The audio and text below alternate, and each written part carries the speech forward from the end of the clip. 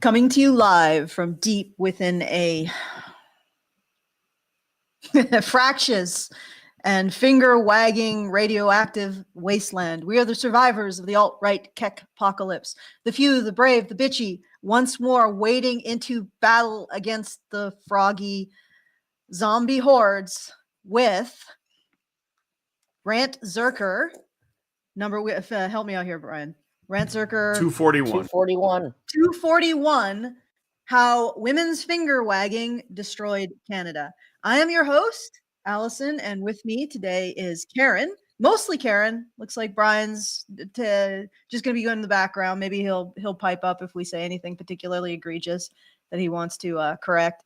But yes, we're going to be discussing the election results and the recent meeting between Carney and that is Mark Carney and Donald Trump. So if you guys don't know, because a lot of you are Americans, Carney is the individual that Canadians voted to usher us into this new era of trade. Yes, phase 4 of decline. Yeah, phase 4 of decline. And I wanted to go through, because I was thinking, I watched this whole thing play out, and it with utter astonishment. Well, not astonishment, but what is the feeling of disappointment and also surprise at it got worse, but not really that surprised. Just like I'm shocked, but not really that shocked, that kind of thing. But I just No, it's basically my thesis is voters in Canada are retards. That's a good point. Before we get into it, because Karen has laid out her thesis, and I'm going to lay out my thesis on what happened. I want to remind everyone that they can go to feedthebadger.com/justthetip to send us a message. Very best way to send us a message and give us a tip, because we get the full benefit of whatever funds you send, or at least the fees are lower, and you get the full benefit of not sending your comments through YouTube's comment enhancement system. So once again, feedthebadger.com/justthetip. And if you want to support the show, because we have a very unique voice, which I'm realizing is becoming more unique by the day, you can go to feedthebadger.com/support to help us out. All right. So the first thing that we were all in Canada looking forward to a prime minister who was going to address some of the economic issues that we're facing, and also start to build up our resources, our resource base, which is, our income base in Canada. And then over the last 3 months, we saw those hopes completely dashed. And honestly, this is my interpretation of what happened. I think Carney is a con artist. Oh, you think so? Yes. The name didn't tip you off. He's a Carney. He never gives you the stuffed animal, no matter how many times you get the freaking thing near the hoop. Yeah. But there's a very specific type of con that I think he played. Now, I don't know if Donald Trump was in on the con. If he was, I can't blame him, because if it's there for the taking, and honestly, at this point in time, whatever happens to Canada, I think we deserve it. Yeah, because we're fucking retards. That's why. But what happened was, this is like a classic con. Remember Road to El Dorado, and they were about to be Miguel and Tulio were about to be captured by the guards, and they started a fight in order to distract them and then attack them. Also like in Rocket Robin Hood, and also in like Star Trek, the original series, and like every other.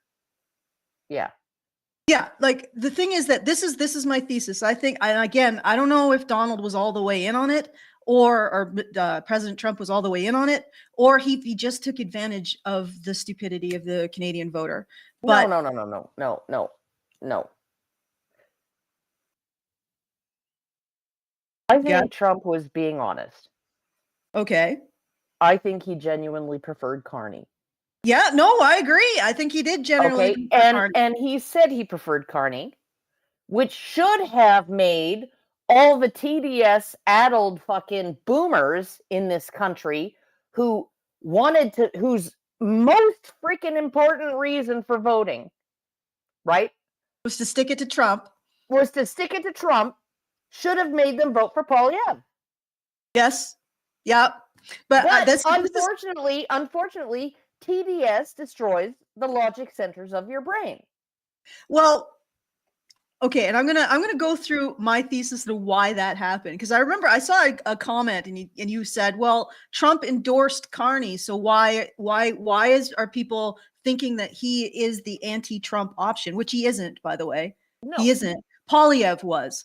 Yeah. This is I think this is the reasoning. And it's why I called it women's finger wagging destroyed Canada. The reason why they went for Mark Carney is not because he's the best person to oppose Trump. It's because he's apparently the least like Trump. But he's the least like Trump because he's Trump's bitch. Yeah, no, or he's going the least. Okay. So how about this? You have a prize fighter in the ring. Who are you going to put up against him? Another prize fighter? Or like a fucking Las Vegas showgirl? Well, that's the point. They chose the Las Vegas showgirl because he was the least like Trump. He's the least like Trump because he has no loyalty to his nation. I think whether or not Trump is going to improve everything, I think that there is no doubt that he is loyal to the U.S., right? I don't know what loyal to New York, even after what New York did to him. Okay, so he is loyal, and that's something that the people on the left call him out for because he's nationalistic, right? That means loyal to his nation. Okay, Carney isn't. Carney's there to get the best deal for himself. Carney's there to enrich his own companies, and Carney's there to sell Canada to the highest bidder. Let's be honest. He's a globalist with a net zero agenda. He's a net zero zealot, right? And he's just and I mean, he's been laying the groundwork of all of his investments in all of these different companies through Brookfield Asset Management and others, right? Into basically he's bought into a bunch of companies that are poised to sell carbon credits if and when he introduces a carbon credit scheme in Canada.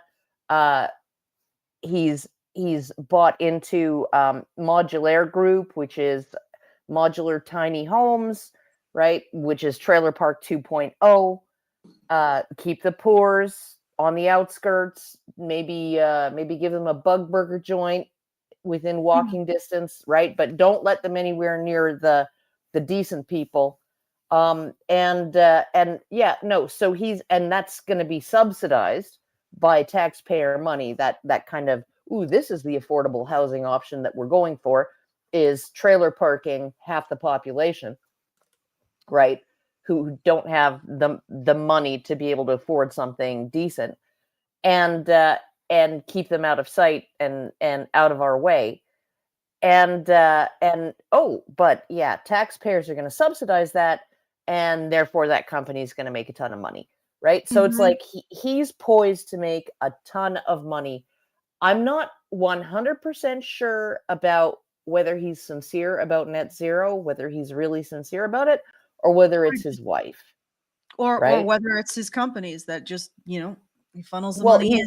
He's all in on ESG. He's all in on net zero. He's all in on, but he is a con man because he was like, I'm going to stand up to Trump, right? And then it's like, and then this shit happened, but I'm not complaining that this shit happened, okay? Because this shit was going to happen if it was Polyev, right?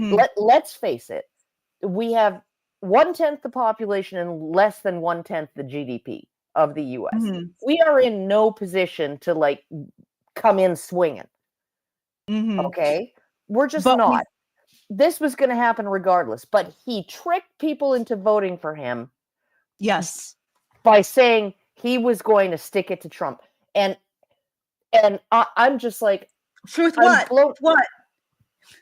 I know, with what? Yeah, no, with your feeble little girl fists, and I'm just like, what's infuriating is, okay, because like people need to realize this election season in Canada is not like election season in the US, right? We knew that there was an election coming, come hell or high water, in September of this year, right? If it had to be in September of this year, because you can only serve 4 years as the party in power. There's only 4-year mandates here. And so there was going to be an election, and in September, but you can call an election sooner, okay? And you can do that one of two ways. The prime minister can call a snap election. He can just do it unilaterally. He can say, I'm calling a snap election, or there can be a motion of no confidence by the other parties in parliament. And if that's a majority of people who vote no confidence in the government, then a snap election is called. And when a snap election is called, the election has to be held 37 to 51 days from the date the election was called. Now, Carney got elected leader. He was very quickly sworn in as prime minister. He got elected leader of the Liberal Party, was very quickly sworn in as prime minister. And he called a snap election unilaterally, set for 37 days. Okay. So the shortest possible time. Okay. And this is not a guy that people knew before he ran for the leadership of the Liberal Party, right? He was the governor of the Bank of Canada. Can you name the governor of the Bank of Canada, Allison? No. Okay. No. He was governor of the Bank of Canada back in 2013. Okay. He was governor of the Bank of England. Can you name the governor of the Bank of England? I'm afraid I can't. Yeah, well, so he was governor of the Bank of England for 5 years, leading up to 2020. Okay, so you can't. Nobody knows who this guy is, right? Like he's not a name in politics. I don't even think I've seen him interviewed as an economic expert on any freaking media anywhere. Okay? And so, like, people did not know him. They do not know him. Okay? And he only gave them 37 days to get to know him. And I think if they'd had more than 37 days to get to know him, and we had an incredible, because we had early voting 1 week prior to the election date on April 28th, and a record 7.3 million Canadians voted during early voting, right? So he really only gave them a month to get to know who he was. And it wasn't long enough for anybody to peel through the layers of that onion to find the black patch of rot at the center, which is what it is, right? And he is connected to Trump, right? So, I mean, he and Trump know each other. They've known each other for 10 years. He bailed out Trump's son-in-law. Yeah, he bailed out Jared Kushner. Billion. Yeah, 1.2 billion in Qataran money to bail out the Kushner companies. And so it's like, yeah. Well, the point that what I wanted to say is how he created this con, right? And what he appealed to, because he appealed to a very specific demographic, right? It was boomer women who ended up putting him in power. So women, I believe, 65 and up. Is that the qualification there? About 60 and up is 60 and up. Well, I don't know whether that's the boomer generation, but that was how the demographics were broken down, if I recall. Yeah, and it wasn't all 55 and up. It wasn't all boomers. It was Generation X went overwhelmingly for Polyev. Yeah, well, anybody who's actually trying to build a life. Yeah, or trying to preserve a life or preserve a life for their kids. Yeah, no, you're trying to build a life. You know, like Generation X, millennials, okay? they are looking at millennials in particular, right? Generation X is me, and I have kids, and it's like, yeah, no, I wanted Polyev because I want a future for my kids. I don't want another $130 billion added of spending added over and above what Trudeau was going to spend, which was over and above what Trudeau spent last year. Okay, I did not want that. We are now at, for every voter in Canada, every citizen in Canada, every eligible voter in Canada, like there's $120,000 worth of debt for every household. And so you're looking at, you have like Gen Z. Are you fucking retards? Well, Gen Z, it was millennials and Gen X who really, but Gen Z, I don't know what I guess they don't want a future, honestly. Honestly, I don't know whether they're thinking about it yet, right? Or maybe they're just so nihilistic that they know that there isn't one coming no matter what they do, right? But it's like millennials, and in particular, looking to start a family, right? Looking to buy a home, and Gen Xers who are anticipating grandkids. Yep. And the boomers, if you look at the issues the boomers thought were like the most important, okay, sticking it to Trump was the top issue, okay? Then it was housing affordability, and after that it was expanding healthcare. Oh, big surprise. You're the primary consumers of healthcare in this country. Of course you want more free shit. You know, so it's just like, yeah, no, give me the Gibbs and fuck the future. I won't be here long enough to see it all come crashing down. So who cares? Let's just hand the bag to the next generation. Like my mom literally, she said, "Are these people retards? Don't they care about their kids?" Well, they made it by their bootstraps, so now their kids can do the same, oh, right? Yeah, no, they made it by their bootstraps, right? Okay, sure. Yeah. In an era where you could have one blue-collar worker supporting an entire family. Yeah. In a house they own, with a car they own. Yep. But I think it actually goes beyond just the Gibbs. I think that Carney presented every good con artist, he played on people's emotions. And this is something that I spoke with like Brian on Monday. The more we bring in this hysteria to these elections, like when we're voting for a prime minister, we're voting for a president, we're not voting for God, a king, Satan. We're voting for the best pit mechanic, you know, and to basically fix or at least maintain the system. Yeah. We're not voting for a savior. We're voting for a pit mechanic, and it feels like it's getting more and more hysterical.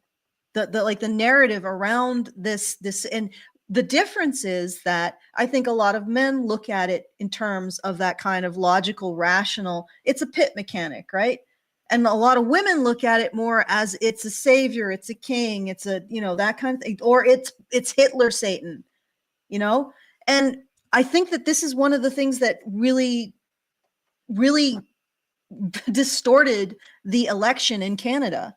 And because I was watching this, and all of those things went to the wayside. Yeah, they were concerned about healthcare and all of this other stuff, but it all went to the wayside in favor of one plank in the platform, which was this elbows up thing.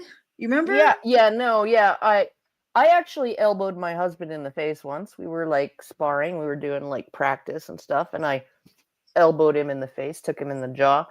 Yeah, I didn't see Carney do that with Trump. No, I didn't see that either, not even in a playful manner. But yeah, it was this elbows up thing. And the way that he sold this, was very precise. And like, again, I don't know if Trump was in on it. If Trump was in on it, it almost makes me respect him more, because he knows how to play people like a fiddle, if that's the case. And I can't blame him for putting America first. That is his mission. right? And I'm not saying that I'm happy about it because I'm Yeah, not no, American. I'm furious with him. I'm furious with him, but like But I'm not worst American. possible fucking time. Thank you Yeah, for this worst. tariff Thank bullshit. you. But Yeah, I'm not American. And it's like when I listened to Putin when he was having that address, and it was actually really nice to see a world leader making cognizant points, supporting them with historical fact, and explaining his position in a very lucid and intelligent way. But as I was watching him, I was thinking, this man is a very smart man. He is on point with all of his explanations, but I don't trust him because he is not on my side. And that's the same situation. Trump is America first. And that's, that is his approach. That does not mean he advocates for the interests of Canada. But in the context, separating out my own interests, separating out of my own emotionality of this, it's actually a brilliant move to put into place a person who will not develop Canada's resources so that preserves it for America, and will kneecap the Canadian economy to the point where, Carney said Canada is never going to be for sale, will never be for sale, and Trump said never say never. And yeah, no, incidentally, it's yeah, basically when we go broke, we're going to be foreclosed we're on going by to the be for U.S. sale. When We're we gonna go no, broke, we're not going to be for sale. We're going to be foreclosed. yeah, you're right. And that's the difference. I mean, like with Polyev, we might have been for sale. With Carney, we're going to be foreclosed on. And that's something I spoke about months ago. I said, it is the liberals who created this weakness that is now exploitable by the US. Oh yeah. And if we wanted to be fighting against it, we should have been doing it 15 years ago, building it up. Not now, not in the final hour. But what Carney sold, to boomer women was this particular emotional feeling, this kind of this is something I've noticed about women. They like to live in a feeling.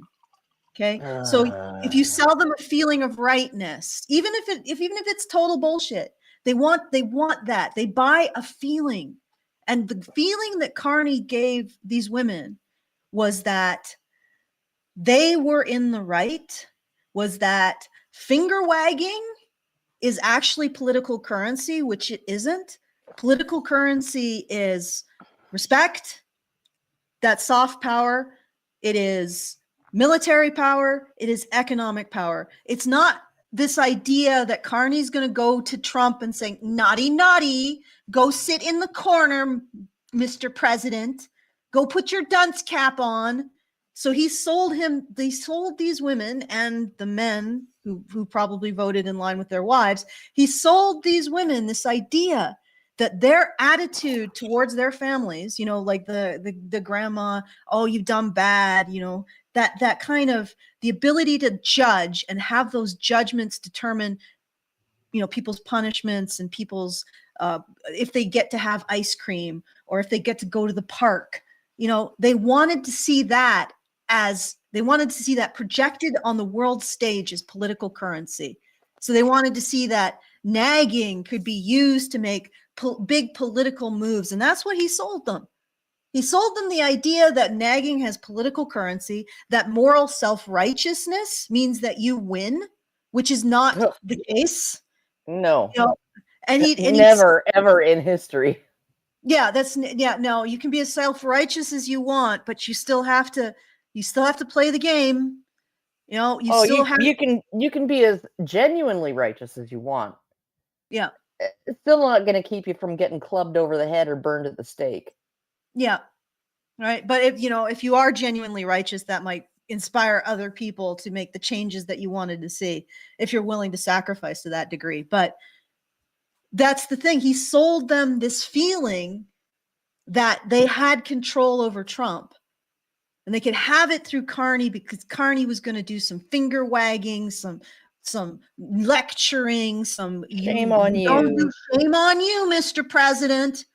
And he sold them that feeling that they had control, and they had control specifically in the way that women seem to express control, which isn't about building an economy, building a military, building respect, building anything. Building anything. It's about sitting in judgment of others. So I think that's what Carney did. He sold that specifically to them. And he sold that specifically to a generation of women who, let's face it, are particularly prone to falling for Nigerian prince scams and other stuff like that. So this is a con artist, and he didn't even have the integrity. I was watching his meeting with Trump. He didn't even have the integrity to act out the thing he sold to these women. Yeah. He didn't even do that. Like, the guy was slobbering over Trump. There was there's this one moment where Trump was congratulating him on his win, and Carney laughs and says, it's a giggle. Like, this is a full-grown man giggling like he's being complimented. He's a homely girl being asked to the prom by the jock. Yeah. And he doesn't realize it's going to end like Carrie. Yeah, I'm like watching all this. He's slobbering over Trump. He's obsequious. He's starstruck.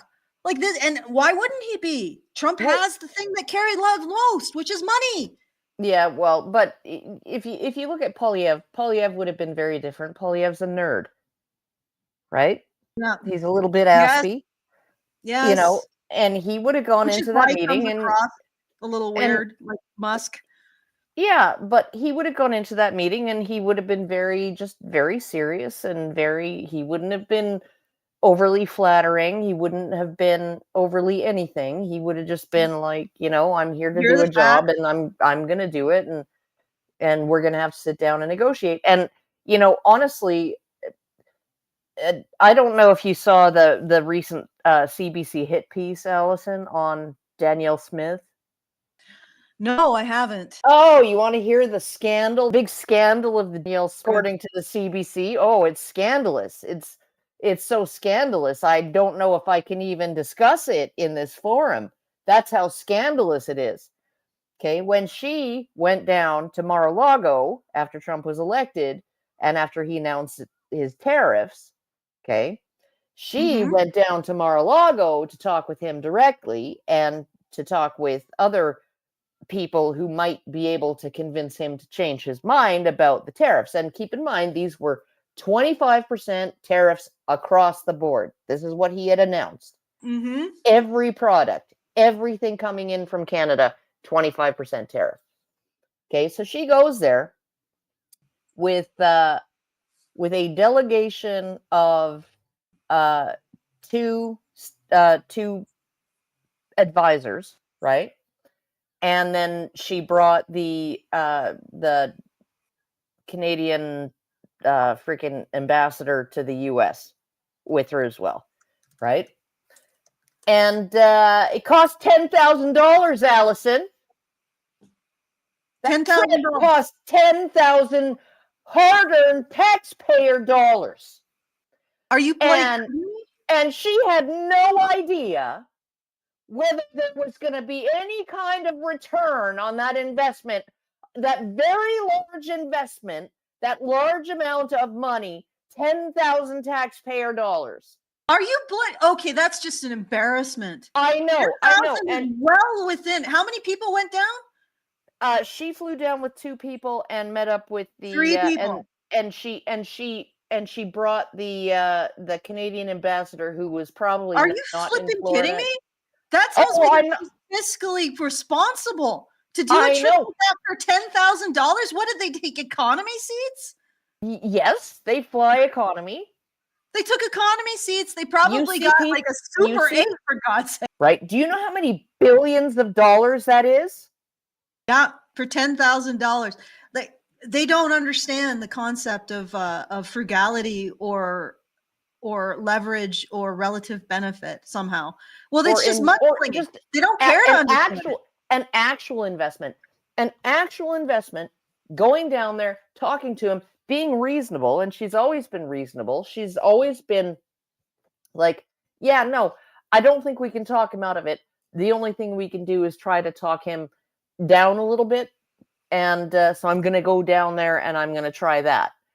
And, and she didn't just benefit Alberta. She benefited Ontario, and Quebec, which have major electricity exports down into the United States, right? So she's helping everybody else in the country out. Yeah. And the CBC that collects $1.5 billion fucking dollars of my money and your money and every Canadian's tax money every year, comes out with this fucking fucked story about how she wasted 10,000 taxpayer dollars. Okay, I'm sorry. That is frugal. 3 people for a 2-day trip, $10,000. Yeah, they'd have to be flying economy. They'd have to be going. Maybe they got 3 rooms. Oh my God, what a splurge at the Super 8. plus travel. Plus, I have arranged these kinds of trips. $10,000 is eminently reasonable for 3 people. If it's a spur of a moment, you're going to be paying a lot of money just for the flights. Yeah, because it tends to ramp up the closer you get. So, I mean, that from my budgeting perspective, what they've told me by saying that this cost $10,000 is that Danielle Smith really is responsible with her constituents' money. And she doesn't avail herself of all of the fripperies that the Liberal Party apparently quite likes and requires to even function. But it's okay. Getting it back on this. So Carney, for those of you just tuning in, Carney, the guy on the Trump's right, this is the new Canadian president. And he got in, Prime Minister, yes. And he got in on the plank of not being Trump. And not just not being Trump, but also he was going to go arms up. If you ever seen a hockey game where everybody's decided that they're going to start fighting instead of playing hockey. They do it. They start elbowing each other. Elbows up. Yeah, that was his promise to the people who voted for him. And when I heard all of this, I'm like, yeah, no, that's not what's going to happen. He's going to, because Carney met with President Trump prior to his election. President Trump even said, I look forward to meeting with Carney again after he's elected, which was thanks. and when he went through this whole thing, like, I'm going to take Trump to the, what is it called when you do that? I'm going to check Trump, I'm going to I'm going to give him the high stick and then take him back behind the bleachers. Yeah. That's, he did that whole shtick. And I was listening to this and I saw all these apparently boomers and possibly also Zoomers who are like, oh, that's our man. I'm like, it's going to be a wet fart. You know that? They're going to meet again and it's just going to be, kiss. I kissed the ring. And that's going to be it. And you're right. Poilievre wouldn't have been able to do much more because if we wanted to actually be ready for a fight like this, we needed to be doing it 15 years ago, not now. And Poilievre cannot fix 15 years of waste and inertia and lack of building our resource base for this fight. But what he could do is he could present somebody who at least can start developing those resources to have some kind of bargaining power in all of this, right? Instead, we got Carney. And look, I watched this and I watched responses to this. Of course, the way that the Canadian government framed it is Carney said that Canada will never be for sale. Yeah, that's the only soundbite they took out of this. That's the only soundbite. They didn't give us the soundbite after that when Trump very, very, teasingly said, never say never. They didn't give, and then Carney's lack of a response to that. Carney was totally submissive. Oh no, Carney was trying to break into the conversation. He was constantly lifting his hand and opening his mouth and then shutting up and putting his hand down, right? He was constantly doing that. Trump just steamrolled over him, just the way Hannah steamrolls over me, right? You steamroll over everyone. Come on. That's right. You know it. Yeah. But I got the chops for it. anyway, but yeah, no, he just completely, he got in that one thing, that one important thing. Canada, there's some properties that are never for sale, like the Mhm. one we're sitting in, and like Buckingham Oh, I Palace. have And something to say to that when you're done. okay, well, anyway, but that's all he managed to get across. He hasn't Yep. said anything about like what actually transpired, because they're not making any deals in these chairs in front of cameras, right? No. And so I guess we can just be happy that it didn't turn out, he didn't get Zelensky'd. Okay. But Yeah, or publicly humiliated. Well, he's just sort of. I think he's sort of a no, little like he he was chose cringe. he chose his humiliation. He Yeah. chose the lesser humiliation. Zelensky pushed through and chose the greater humiliation. Um, Mm. yeah, by being stubborn and obstinate and demanding Yeah, but and that's what you voted for. This was the big plank. ungrateful. This was the big plank, and it just ends with a freaking whoopee cushion, like just a wet sound of a wet fart. That's it. Yeah, And this was the thing. This is what they voted for. No, I hope there's substance. I hope There's I substance hope to this a is wet fart, satisfying. Allison. There's substance to a wet fart. This was drier than 3/8 of a fucking popcorn fart. Okay, fair enough. But I hope your 3/8 of a fucking popcorn fart was worth it.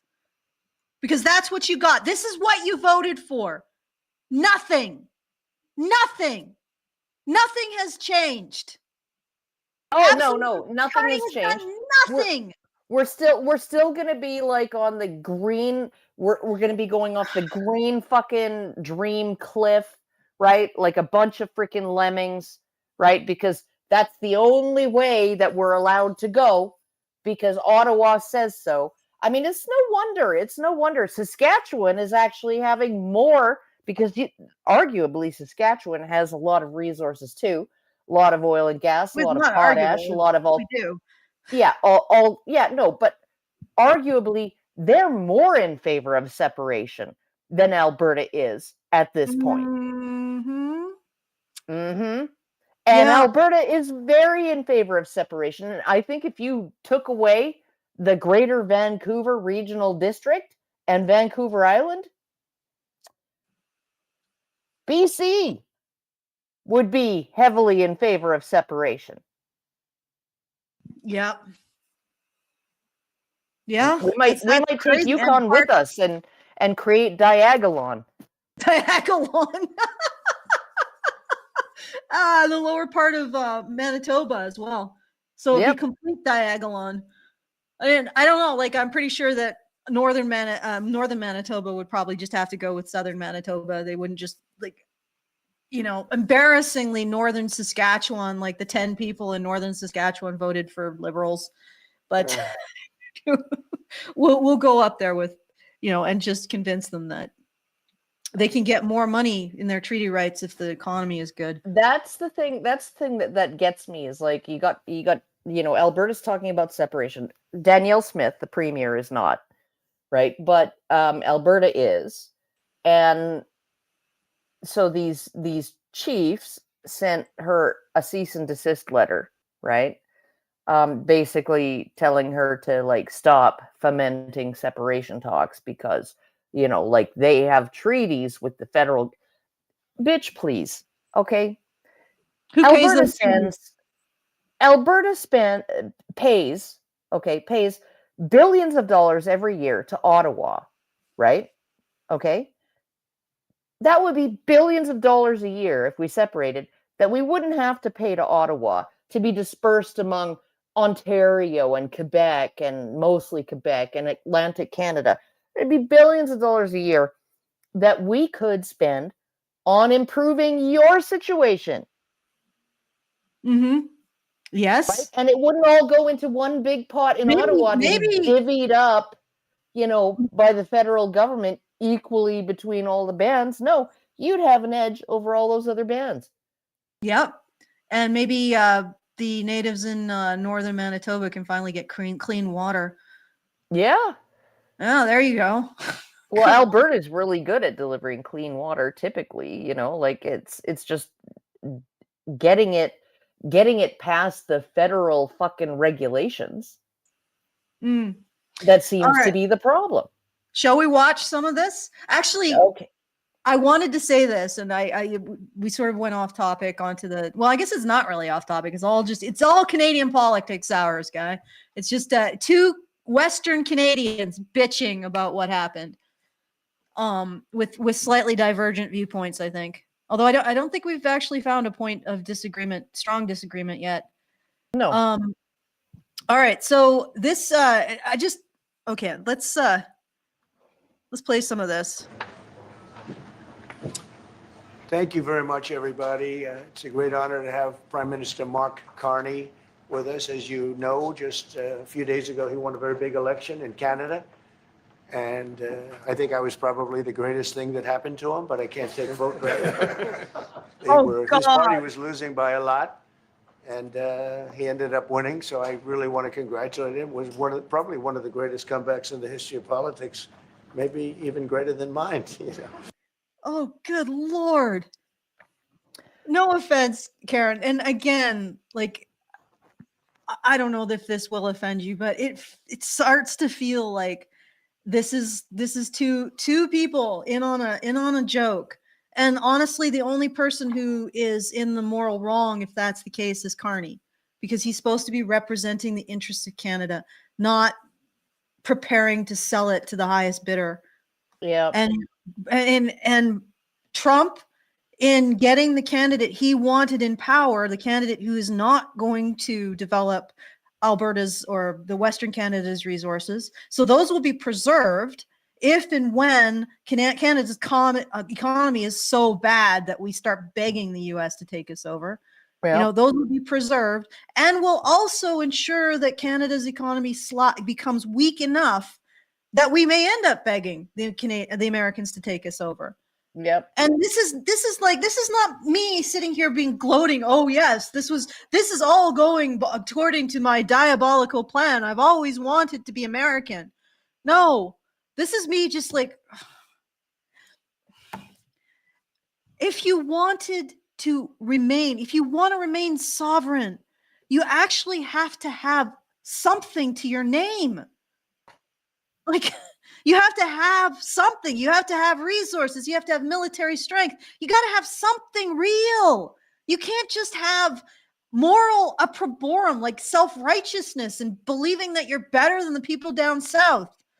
And if you're going to vote into position a guy who's obviously conned you, like obviously, why did you vote for him? You voted for him because he was going to go elbows up with Trump. Does this look like elbows up?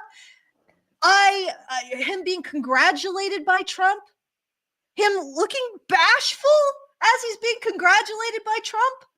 Like, does that look like the look of a man who's in the presence of his great rival or opposition? Or does it Adversary, look like adversary? Does it look like a guy who's being complimented by his most favorite person that he looks up to? Yeah. Like, seriously, this is what you bought. This is what you wanted. This is what you thought you were going to get. He lied to you. He played a part. He played the part of Trump's adversary to get you to vote. He didn't even have the integrity to pretend to be his adversary for for a month after he got elected. He didn't even get the integrity to even play the part that you elected him for. He just dropped it. This is what you wanted? And this is the thing. The more that we have this emotional voting, and I hate to say it, it's women who do this. They buy an emotion. The more that you buy an emotion, the easier you are to be conned. They'll present the emotion, but they won't present the facts because the facts were never in play. Carney was never going to give you this. He was only going to sell you the emotion that your self-righteousness has some kind of control over Trump. It doesn't. So now you've elected a con artist who is going to fill the coffers of his own companies He's going to feed at the trough of Canada, weaken the economy, and make it more likely that we end up the 51st state. Congratulations. You got played. And you may have also been played by Donald Trump. Congratulations. And the other thing that Carney probably sold was this idea that these people were smarter than Trump. You're not smarter than Trump. Right? He's probably a pretty smart guy. Let's face it. Yeah. And the average person is probably not smarter than him. You Well, got played by this classic con. What's frustrating to me, right? Like when Trump announced the tariffs, and then, Justin Trudeau basically said, well, it'll destroy Canada. It'll destroy our economy. And then Trump joked, well, maybe you should just become the 51st state. Don't worry, Justin, you can be governor. And it's like, that was a joke. It was designed because Trudeau has a history of being caught on hot mics, disparaging Trump, right? and mocking him and stuff, and basically like calling him the stupid orange man and stuff, like, not those words, but that kind of sentiment, right? Ooh, he's a fat orange man with little hands kind of sentiment. And so you had this, and it got out because it was said in front of a whole bunch of important people, and then everybody lost their fucking minds, right? And they were all like, "Oh my God, 50! He's gonna annex Canada. He's gonna invade Canada." Right?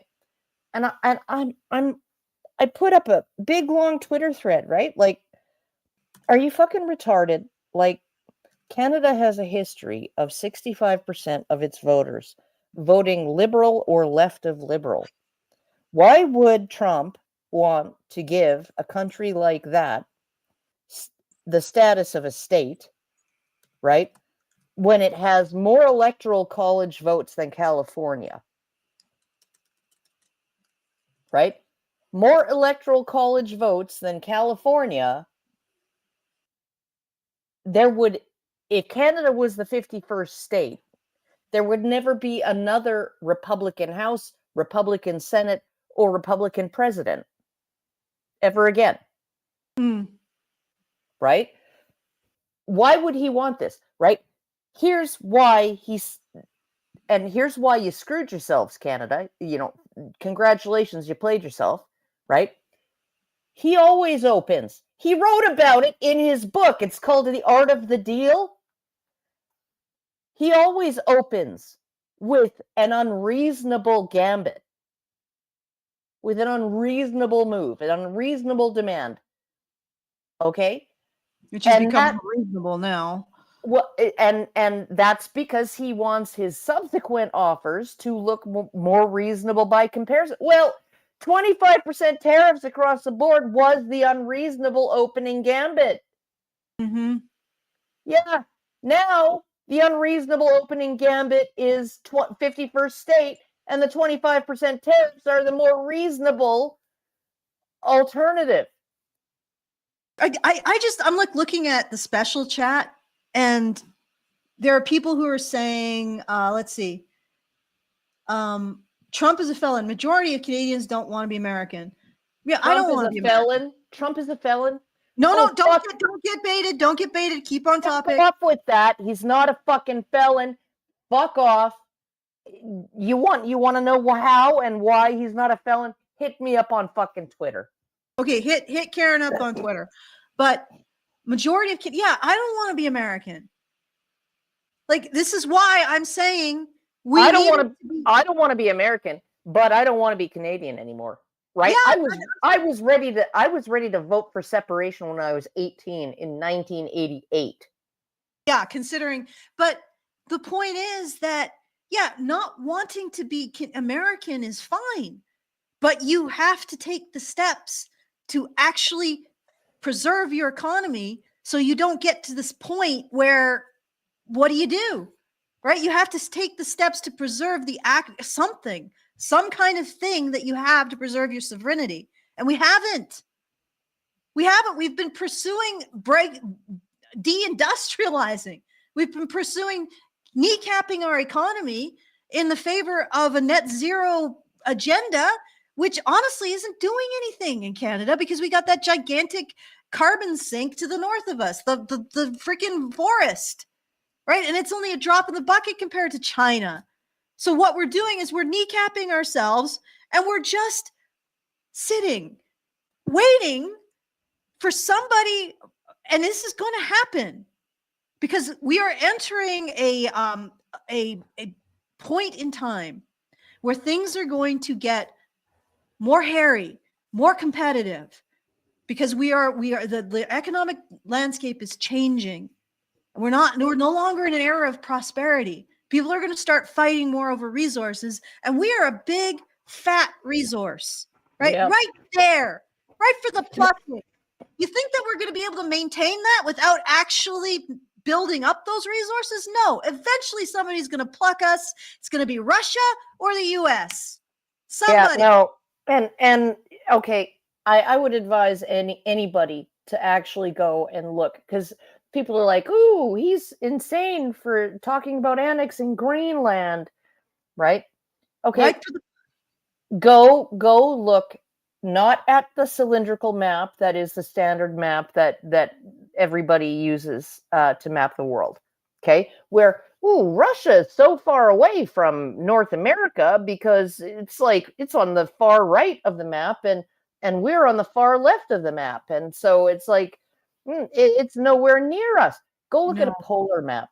Go look at a No. polar map, and We are then neighbors.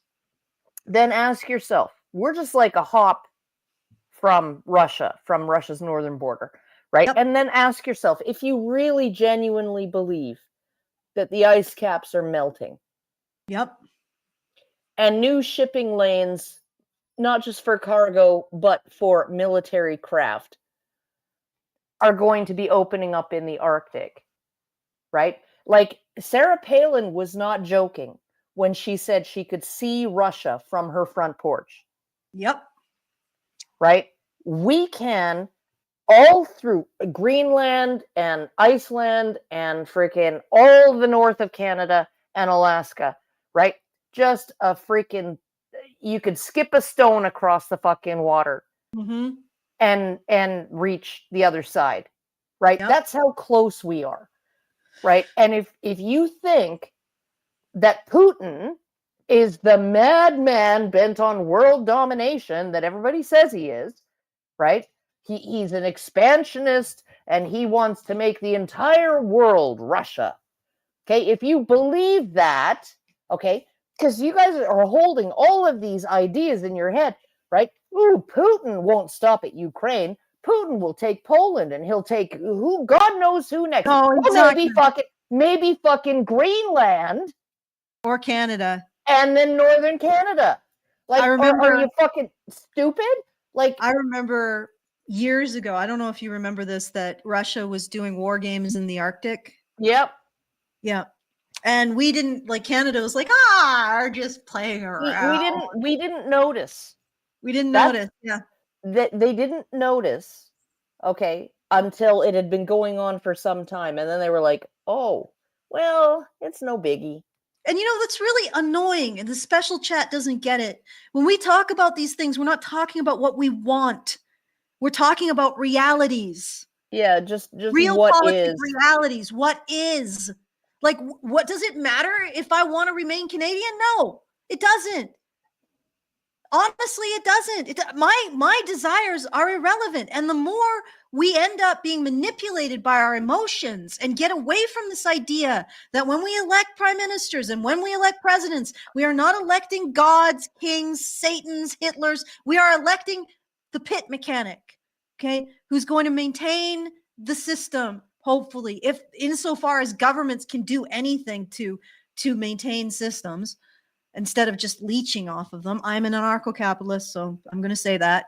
But, you know, like, this is what we're doing. But the more you buy into the emotionality, the more you get taken advantage of, like by con artists like Carney, who gave the people who voted for him the impression he was going to fight back against Trump. And once again, those guys who are like, somebody said that Trump didn't want Carney. He specifically said he wanted Carney. Let's listen to this again. Let's listen to this again. All right, this is a little bit of like white noise in the beginning. Thank you very much, All right, here we go. everybody. It's a great honor to have Prime Minister Mark Carney with us. As you know, just a few days ago, he won a very big election in Canada. And I think I was probably the greatest thing that happened to him, but I can't take vote credit. His party was losing by a lot. And God. he ended up winning. So I really. Sora, do you see that expression on Carney's face? That's not a man who went there to become an adversary. That's a man who has successfully played a con. Right? These are business partners. Of course, Trump is going to go for his business partner. Of course, he's going to go for the man who's going to be like, yeah, I'll preserve all those lovely resources for whenever Canada has to say uncle to the U.S. Right? And we'll kneecap the economy, so we'll bring that day to you sooner. Rubbing elbows. Yeah, brought his elbows up to rub them with freaking Trump. And again, I cannot blame Trump for this. He is advocating for the interests of the Americans, and you guys are facing something. I know all of the people on the left who are all about the government spending, they don't want to acknowledge this. You are facing something economic in the near future that will be devastating, which is the end of exorbitant privilege. Go look that up, right? He is facing that reality. And again, that reality, that future is going to be a future of a lot of competition over resources.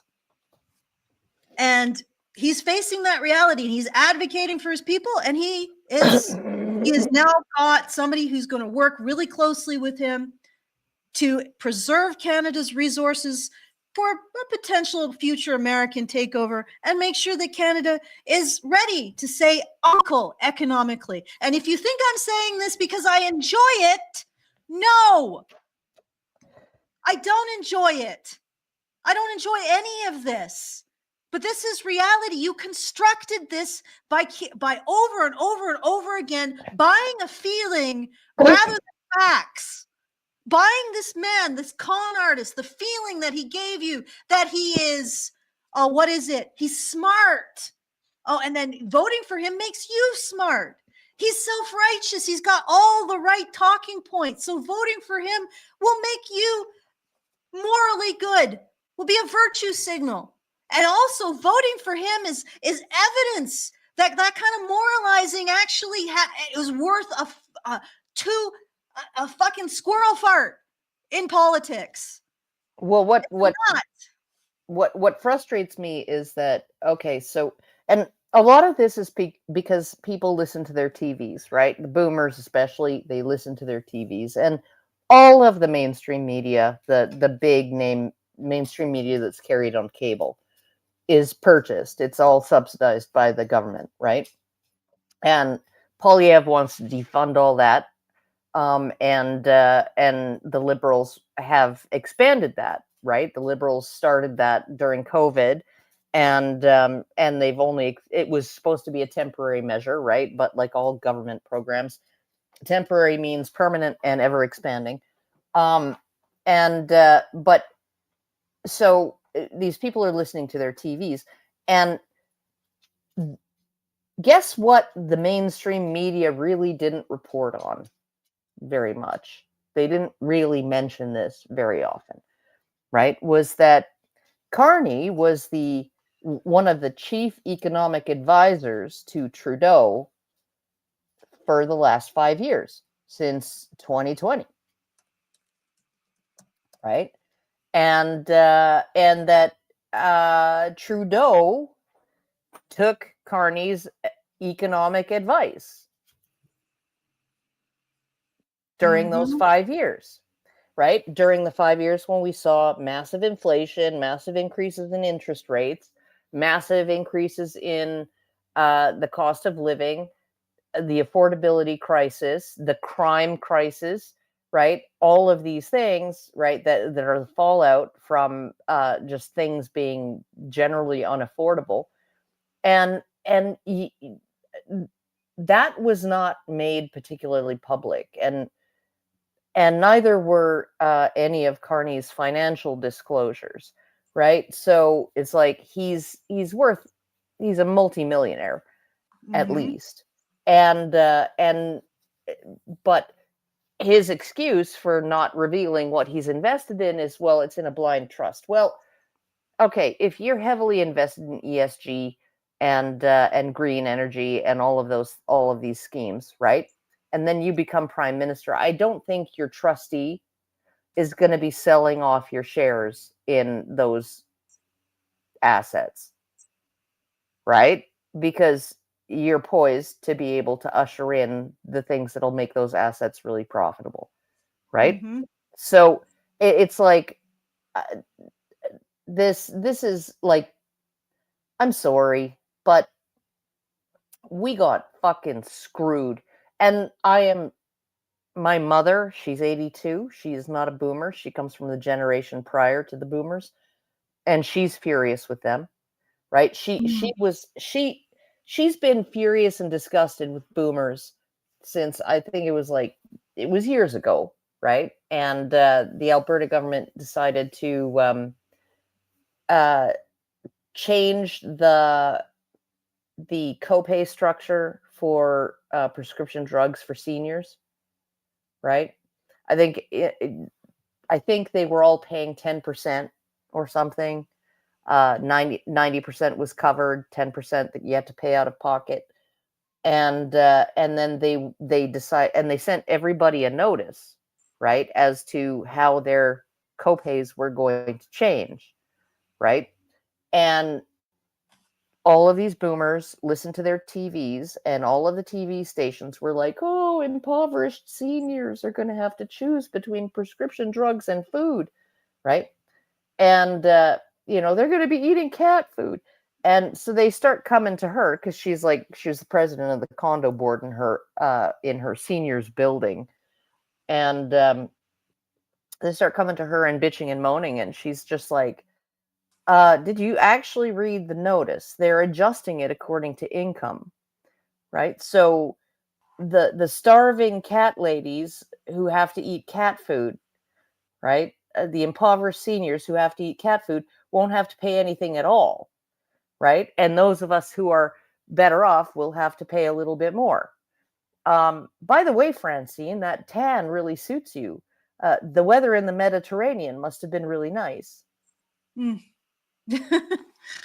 I'm She looking at the always gets that jab in at the end, but very politely. Yeah. Like, you're too rich to fucking bitch and moan about this. Yeah. I've been looking at the special chat as we go through, and it's like, okay, let's just bring this down to brass tacks. Everybody who wanted this guy in, wanted Carney in. A lot of you wanted him in because he was going to go elbows up with Trump. And now we've seen how he acts towards Trump. He is obsequious. He is starstruck. He is slobbering. He is flirtatious. The man, he's almost to the point where just getting on his knees and saying, Trump, may I do a bit of gobbling for you? Like this guy. Ooh, Is this knob gobbling. Is this this is what your votes bought? Like, look at this. You have been conned. This man, and I knew this from the start. Like, I looked at this, I'm like, yeah, there's nothing gonna, he's gonna talk about, did you think he was gonna go in here and he was gonna high stick Trump? Was he gonna elbow him? Lay down the law. He's gonna lay down the law. He's gonna do a lot. No further. He's gonna do a lot of militarized finger wagging, just really fast, and he's just like, go get in the corner, Mr. Trump. You got to put on your dunce cap. What did you want from this? Why did you vote? Why did this become a platform? Why did this become a plank in the liberal platform? Right? Is this what you thought you were going to get? This.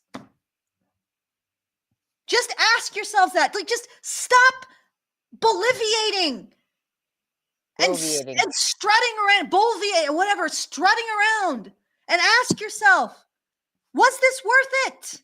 Was this everything you wanted it to be? Is this what you planned? Is this what I purchased? Is this what I purchased? And the more you laugh, the more it's obvious that you were had. So obviously had.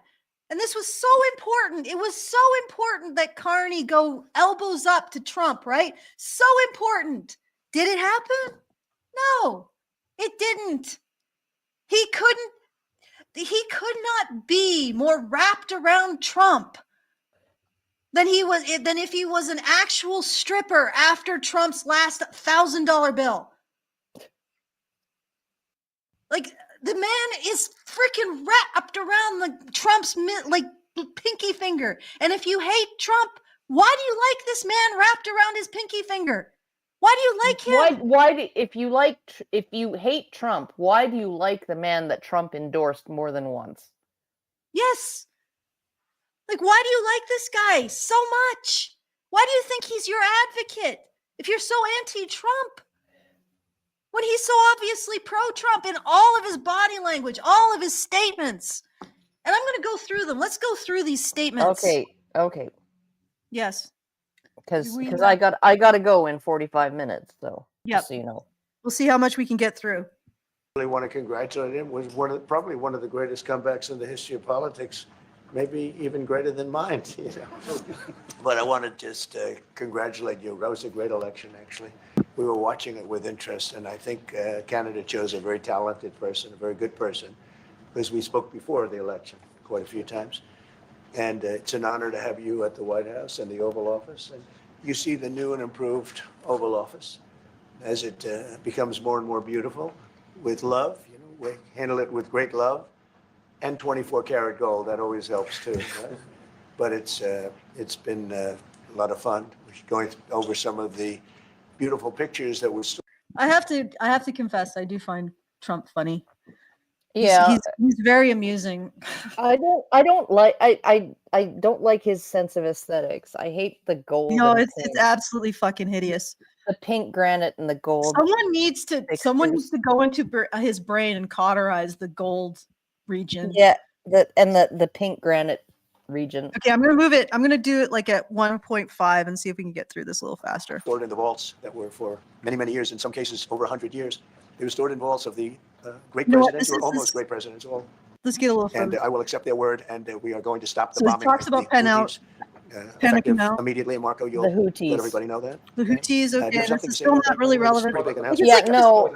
Well, it is relevant. Individuals with advanced weaponry that would threaten global shipping, and the job is to get. Okay, go ahead. It is relevant in the sense that he has a big announcement to make. Okay. Either Thursday, Friday, or next Monday. That I think will probably, and this is my prediction. So it's based on just nothing other than the lead up to when he said he was going to be making a big, exciting announcement. I think that he's going to have Saudi Arabia join the Abraham Accords. Yeah. So Donnie's Big Gay Gun Club says MAGA is a mental illness suffered by delusional closet queens with daddy issues. Closet queen with daddy issues. I could go with that. But honestly, my problem is everybody is so bloody hysterical. Okay, you guys, I wish the world would take a step back and start thinking about the election of their leaders like voting on their plumber. Yeah. Just like that. Okay, we're all just going to vote on Ted the plumber who's going to fix our plumbing. Right? We're not voting for a king. We're not voting for Hitler, Satan. We're not voting for God or saviors. We're just voting for a plumber. Let's see his CV. Let's see his previous jobs. Does he do good work? Is he on time? Is he efficient? Does he come in under budget? These kinds of things. And that is all I want. I don't even advocate for any particular candidate. I think it's hilarious how gigantic a con Carney has played on the people who voted for him, because he was like, what, he's gonna go body check Donald Trump, and what do we see? About the most obsequious behavior you could possibly. Oh yeah, no, and this kind of tangent that Trump goes on, like, ooh, the Oval Office, and ooh, the Houthis, and ooh, the Panama Canal, and ooh, this, and ooh, that, right? And are you trying to get a word in? And Carney's like basically sitting there going like, okay, are we going to get to like anything to do with Canada? Right? And like that's a power move. I mean, like you see Trump when he shakes hands, and even Kerry Lake has done this too, right? When he shakes hands with somebody who's like an adversary who he sees as a threat, right? He'll grab their hand and then he'll pull them really close, and he won't let go of the hand, right? And he'll Mm-hmm. shake it for a while, right? While they're standing uncomfortably close. And that's a power move. And going off on these tangents about the Gretzky and but going off on these tangents about like the Oval Office redecoration and the Houthis and Mm-hmm. all of these other things, right?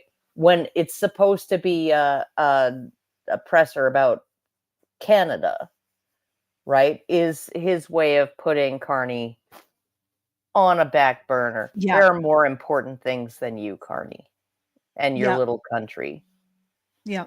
And I wanted to, I do actually want to speak to this whole thing. Like he talks about Canada or the US subsidizing Canada and Canada not being important and all of that stuff. And I disagree. I think Canada is vitally important to the future, specifically Western Canada. I don't know what the hell they're doing in the East, but Western Canada resources are going to be a very coveted thing because as we move from this current economy and the economic prosperity that we enjoyed because of a very specific event that happened almost 90 years ago, as we lose that, resources are going to play a bigger and bigger role in the future. Not that they always did, but they're going to play an even bigger role in the importance of nations. And Canada has a huge amount. We have in Western Canada, we have almost as much resources as Russia, but like 1/10 or maybe like 1/10 the population. No, that's 1/5 the population. And Greenland is in the same situation. You got to look at it in terms of resources to population ratio.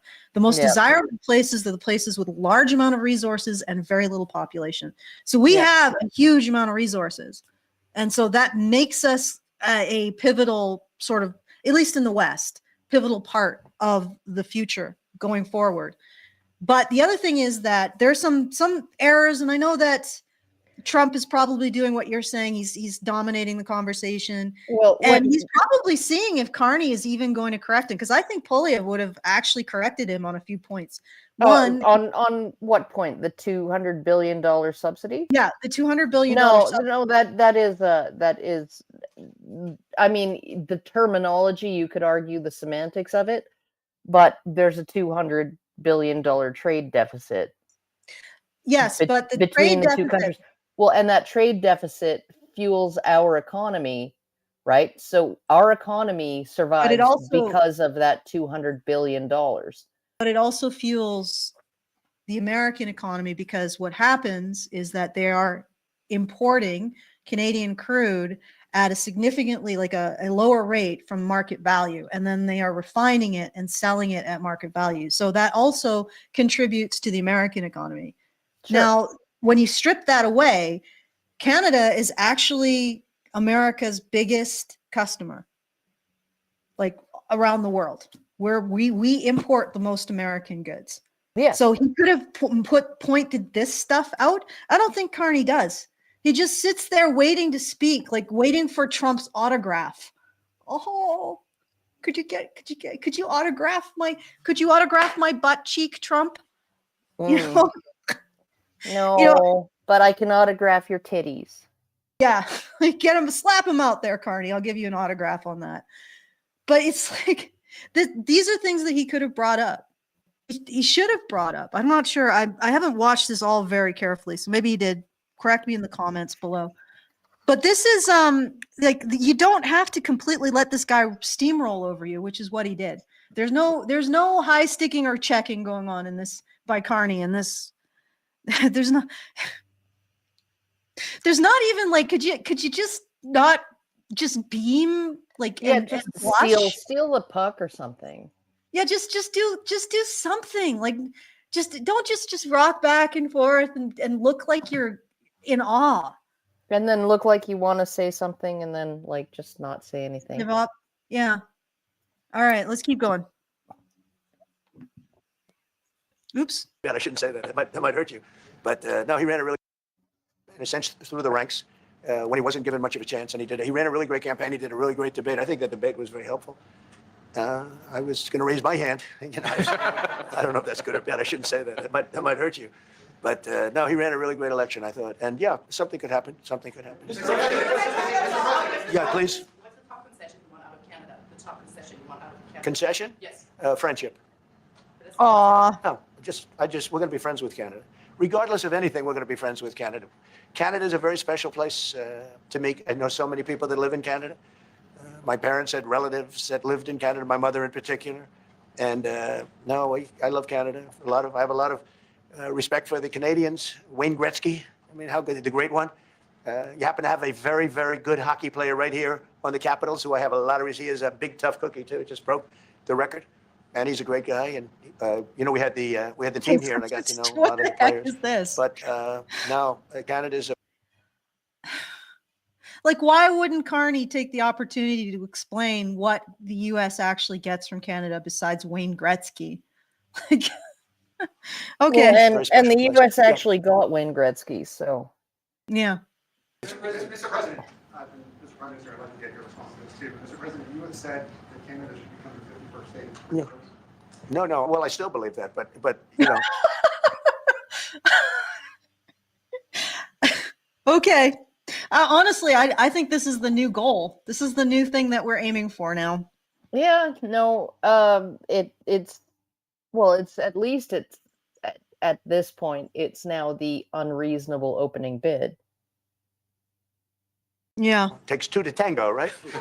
But no, I do. I mean, I believe it would be a massive tax cut for the Canadian citizens. You get free military, you get tremendous medical cares and other things. There would be a lot of advantages, but it would be a massive tax cut. And I'm going to tell you why he's talking like this, because again, it's the resources. We're sitting on a gigantic amount of resources in a very low population base. So theoretically, if the U.S. wanted to do a payout, it's actually very feasible, and they would still be ahead in the bargain. Go ahead, Karen. If you look at per capita GDP in Canada by province, right?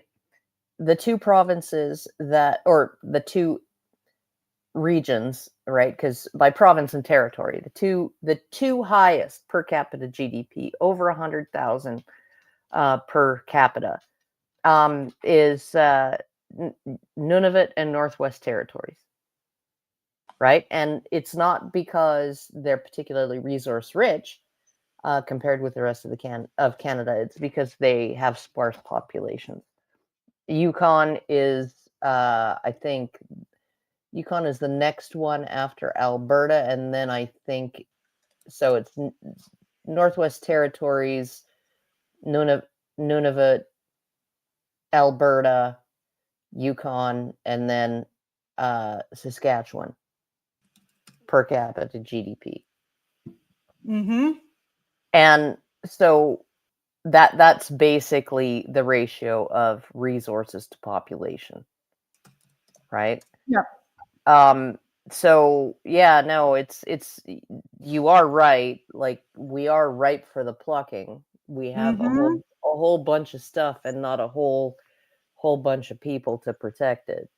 Nope. And not a whole bunch of people to pay off if you want that stuff. Yeah. So, I mean, that's why he's starting this conversation, and he keeps bringing it up. And I think it's because he's normalizing it. I'm pretty sure these guys know about how to manipulate people emotionally and get them on the same page.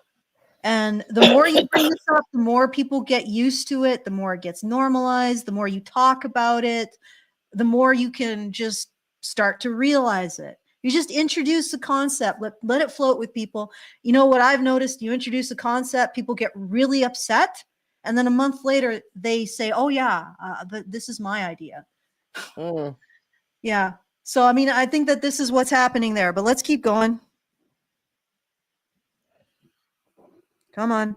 And it's also a beautiful, as a real estate developer, I'm a real estate developer at heart. When you get rid of that artificially drawn line, somebody drew that line many years ago with like a ruler, just a straight line right across the top of the country.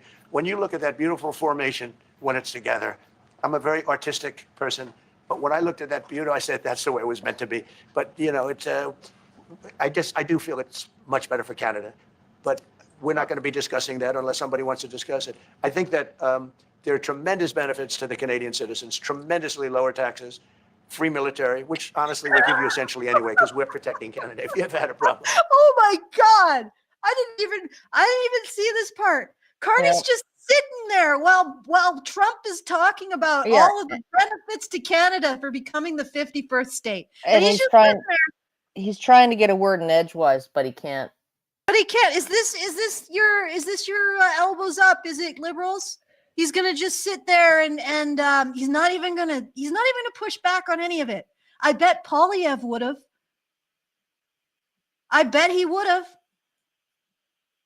or at least he would have tried. He's a little bit like Hannah. So Yeah, he would have just bulldozed his way in there and said, "Wait a second. Why are we talking about this as if it's either a fait accompli or that this is something that is within the realm of happening?" But he's just letting Trump go on and on and on. He's letting Trump sell the idea. yeah. This is what Trump is doing right now. He is selling the idea of Canada as the 51st state. What is Carney doing? I wonder what kickback he'd give me. Oh, I think we could arrange something. How much wealth will I get from this? Net zero my ass. Okay. I honestly think a lot of these politicians invest in these issues because these kind of net zero technologies because they're not held to any standard. So you can just dump money in them. They're like money pits. You just dump money, and then they can skim off the top. And nobody questions it because, we're saving the planet by making this one richer. Yeah. Don't you want to save the planet? Save the planet by making this man richer and ensuring that Canada's resources aren't developed by people who are actually going to be environmentally responsible. They're going to end up being developed by Russia, China, and if we're lucky, the U.S. All right. Let's keep going. But I think it would really be a wonderful marriage because it's two places that get along very well. They like each other a lot. Well, if I may, as you know from real estate, there are some places that are never for sale. That's true. We're sitting in one right now, Buckingham Palace that you visited as well. That's true. And having met with the owners of Canada over the. What the hell does that mean? Okay, so I wanted to drill down into this because I actually am reading a book called Charisma Effect or something. And what he just did here is patent lying. Like it's the wording that liars use. Specifically, he is distancing himself from the Canadian citizens with the owners of Canada, right? He is not including himself as a Canadian citizen when he talks about this. If you did, he said, us Canadians, Canada isn't for sale or something. Canadians like me say Canada. He hasn't lived in Canada for like 20 years. Yes, but this is distancing language. He does not see his future or his interests as part of Canada's interests. He's seeing those two things separately. That's what he's saying with this language. Do you remember Michael? There are Canada's interests and my interests. Do you remember Michael Ignatieff? No, you're going to have to enlighten me. He ran as I think as the Liberal leader in one of the elections, I think against Stephen Harper. And he lost because he had lived in the United States for the previous 15 years or 30 years or something like that. And then he just came back to Canada in time to win the leadership of the Liberal Party and run as run for prime minister. Oh, we're post-national, right? Yeah, yeah, no. It's except when it comes to Wexit, the West has to stay Canadian, even though we're post-national and should feel ashamed for the cultural inheritance of our nation. Like, yeah, no. What? We oh yeah, no, we're post-national, but we have to stay Canadian, and it's just Mhm. like, yeah, no, I'm so fucking done with this Yeah. country. Yeah, I never thought I would get to this point because I was always proud of my country, but I'm done with the fuckery. Oh no, I was never proud of Canada. You can't be proud of a country that allocates seats in Parliament and senators in the Senate in a completely lopsided way. Like, Mhm. why does Alberta have more people in every riding than PEI and Nova Scotia and New Brunswick and even areas of Ontario and Quebec, right? So we do not have proportional representation in No, we Parliament don't. at all, But and this is something nor Americans don't nor realize. nor in the Senate, right? Like in the U.S., the representation is like the worst case in the US of disproportionate representation is Wyoming, right? Because they have one congressional seat and it doesn't have as many people as almost all the other congressional districts in the country, because that's the entire population of the state, right? So they have to have at least one seat in the House of Representatives, and they have to have at least 2 senators because every state gets 2 senators. Well, here in Canada, we allocate senators, not 2 per province, which I would go for. That would like really make things kind of better if there were 2 senators per province, no matter the population of the province, right? And but even our House of Representatives, the House of Parliament, the House of Commons, right, is not proportional. The West gets shafted. We end up having like these gigantic ridings with way more people than we should, right? Whereas Nova Scotia, New Brunswick, and Eastern and Central Canada have smaller amounts of people in each riding, right? Which means they have proportionately more representation in the House of Commons, and like this is all coming out of Central Canada, right? All of Yep. these decisions are coming out of Ottawa, right? With heavy influence from Quebec, because Quebec is the disgruntled teenager in the fucking house, right? And it's always like it's literally, if you want to talk about Quebec, disgruntled teenager, the teenager who's like, I fucking hate this fucking family, right? Well, sucking all the resources, bullying everybody else, right? And then it's like, if you don't do more for me, I'm gonna leave. But you're not gonna change the locks, right? I can keep a key and I can bring my laundry home to do, and I can raid the fridge, and you're gonna send care packages, right? Right? That's been Quebec's attitude. That's why 75% of equalization money since 1957, since the plan began, since the program began, 75% of equalization money has been consumed by Quebec. Right? That's a fucking travesty. Pay your own fucking way, Quebec. Okay? Either that or shit or get off the pot. Okay? Because I'm sick of you holding this whole, Quebec sovereignty. You wouldn't survive. Right? Because you can't pay your own way. Right? And right now, all of Canada, except Alberta and BC and maybe Saskatchewan, right? All of us can't pay our own way.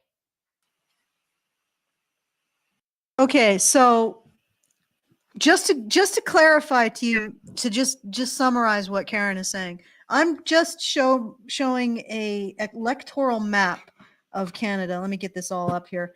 Now, the top left is Canada. Now, you have to understand in Canada, conservative The versus colors are reversed. the colors are reversed. The blue is conservative in Canada. As you can see, almost all of the West is conservative. Now, my province is the one in the middle that's split blue and red. Trust me, the northern Saskatchewan has like 10 people, right? Yeah, They, no, northern Saskatchewan, too many black flies. yeah, nobody wants to be in northern Saskatchewan, but there's not a lot of people there, and basically that was probably Indigenous Canadians Mhm. voting for treaty rights because they think that somehow The getting liberals will. yeah, The the liberals liberals will uphold those better than the yeah, even though conservatives. the liberals won't create an economy that can pay them out. But anyway, so this is, if the top left, that's what it sort of plays out to. Now, so this is like very strongly Western Canada is more conservative. So it's not an issue that all Canadians voted for this man. We didn't, right? There was a significant portion of us in the West who said hell no. But the problem is that our vote doesn't matter. Like Yeah, that's not even Ontario and hyperbole.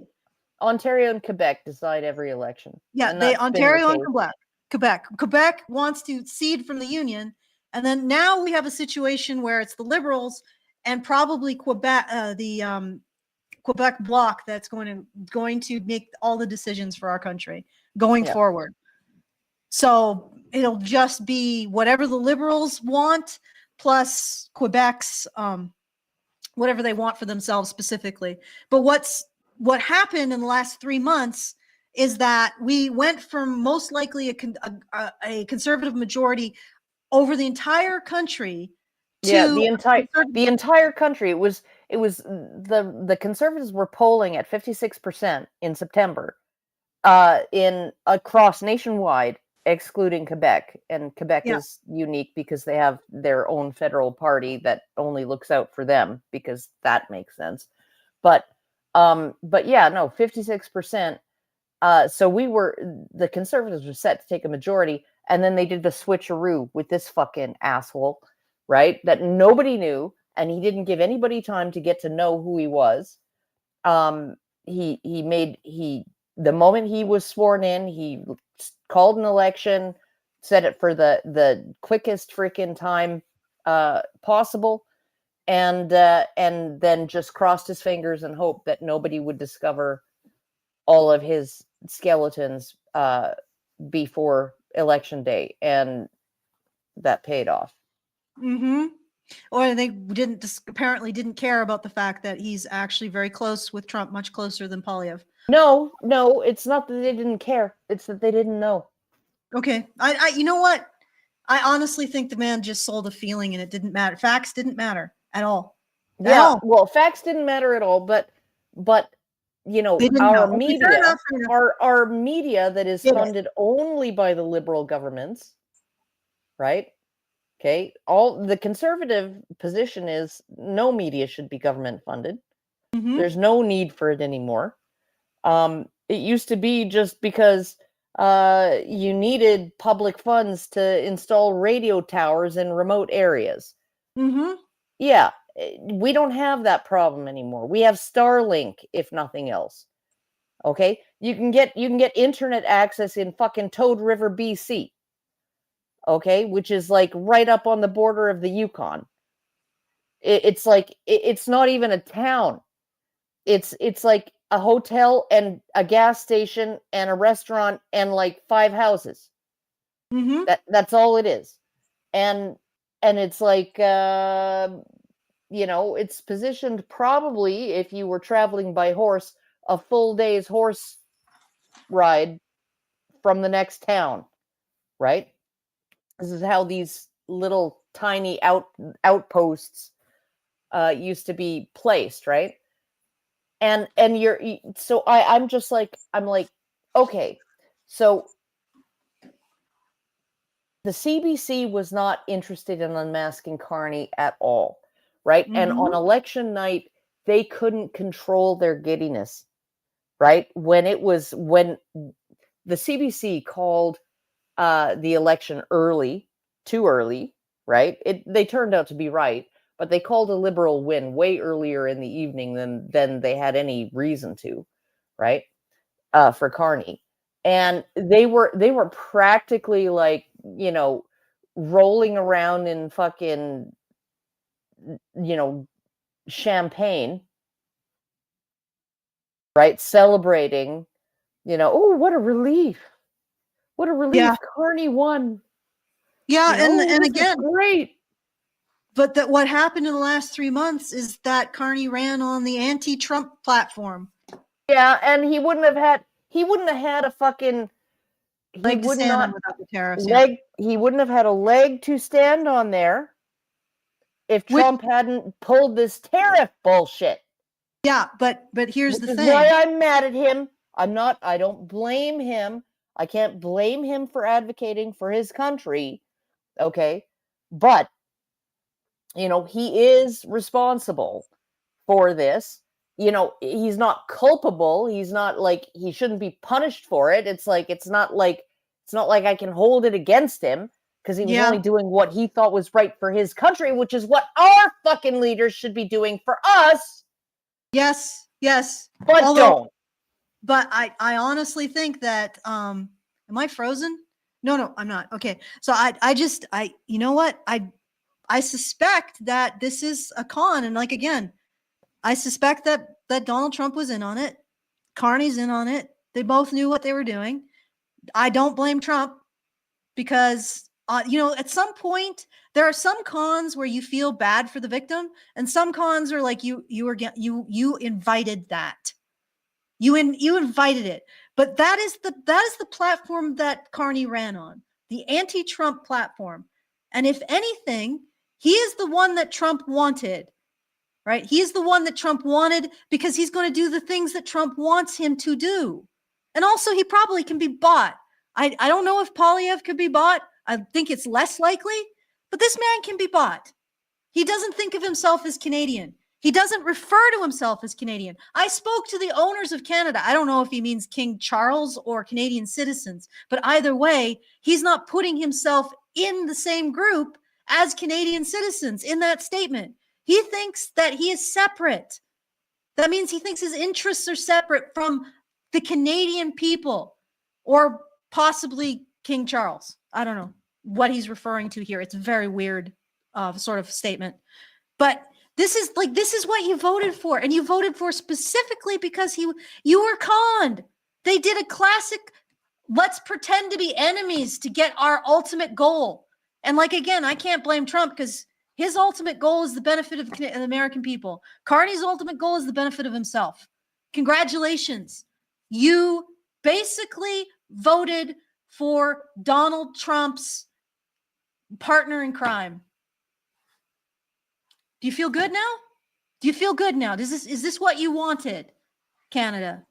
And that's specifically what happened in the last 3 months. But okay, so let's continue with more of this.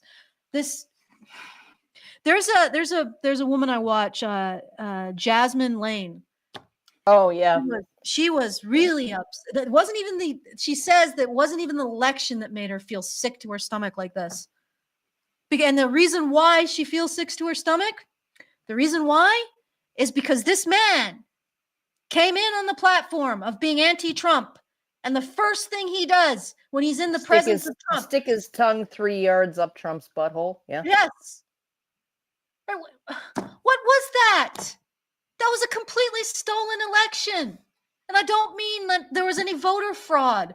I'm absolutely 100% believe that people can be taken in by con artists who sell a feeling like this man did. But he doesn't even have the integrity to, the next time he visits Trump, to even look slightly contrary. And somebody in the special chat said, oh, but he said that Canada was not for sale. Okay, let's go and let's get into it. Well, first of all, again, it's making this gigantic differential between himself and his interests and the interests of whoever he's referring to as the owners of Canada. So what, is Carney our real estate agent? Or is he the real estate agent of King Charles? Like, Yeah, Okay. he didn't say I've talked to my people, I've talked to, I talked to fellow Canadians. citizens, fellow Canadians, I've talked to the voters, I've talked Yeah, to no, no. I talked to the owners of Canada. Ambiguous statement. Also, again, that means that he doesn't consider himself part of whoever he considers owning Canada. All right, let's continue. Course of the campaign last several months. It's not for sale, won't be for sale ever. But the opportunity is in the partnership and what we can build together. We have done that in the past. And everybody's saying, "Oh, he won't be for sale ever." Yeah. Part of that, as the president just said, That's the part that the liberal media cut out. And I'm guessing the people in the chat, the special chat, are saying, "Oh, but he said that he took a strong stance." Did he? Let's keep listening. is with respect to our own security. And my government is committed for a step change in our investment in Canadian security and our partnership. And I'll say this as well, that the president has revitalized international security, revitalized NATO, and us playing our full weight in NATO, and that will be part of it. And they have. That is good, because we needed to be doing that. Maybe next time the Russians do war games up in the Arctic, we can not pretend that they're picnicking. Oh, they're just communing with the seals. They're doing some whale watching. They have, I must say, Canada is stepping up the military participation because Mark knew, they were low and now they're stepping it up. And that's a very important thing. But never say never. There you go. This is the part that he pushes back. And look at the body language here. Yeah. The body language of Trump. I mean, it's a bit teasing. Yep. But it's also schooling. That finger's up. Never say never, because he knows something. Yeah. Let's see how Carney responds to basically Trump. Everybody's making on the left is making. Oh, he said that Canada will never be for sale, and then Trump responded to that. Never say never. And let's see how Carney responds Never to say that. never.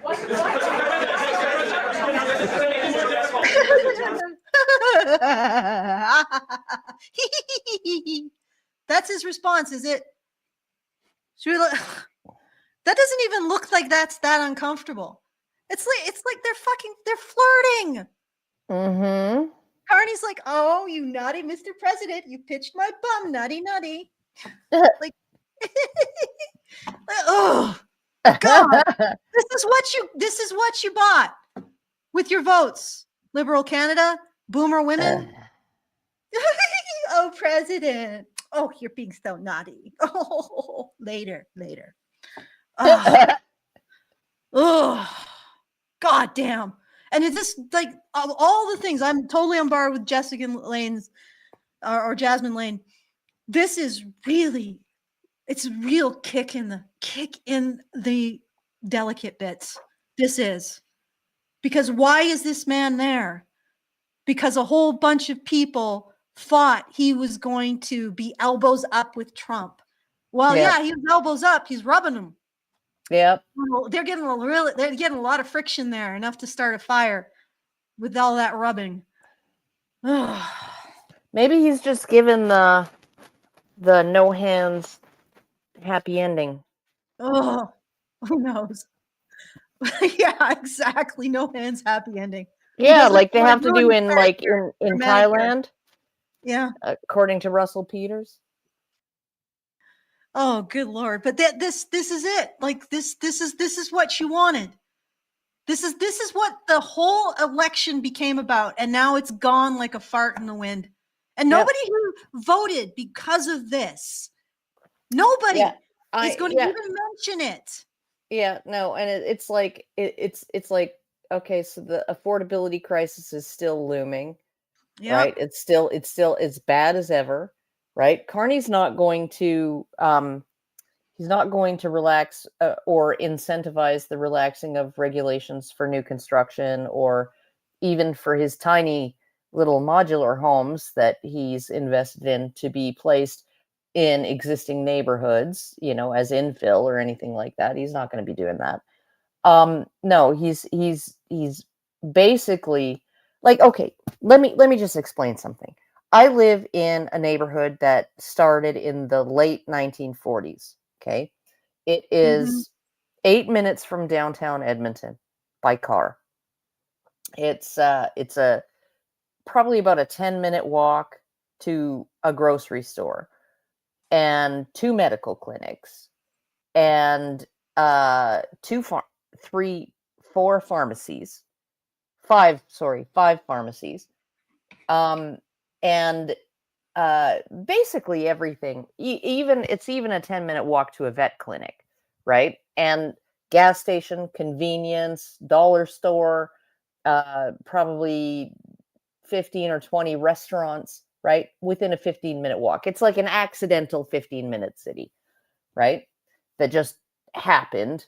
It wasn't designed. It wasn't planned this way. But it's full of mostly like tiny, tiny little 1950s bungalows on gigantic lots, right? Because people used to in that day and age, they used to have gardens and stuff like vegetable gardens and things like that, right?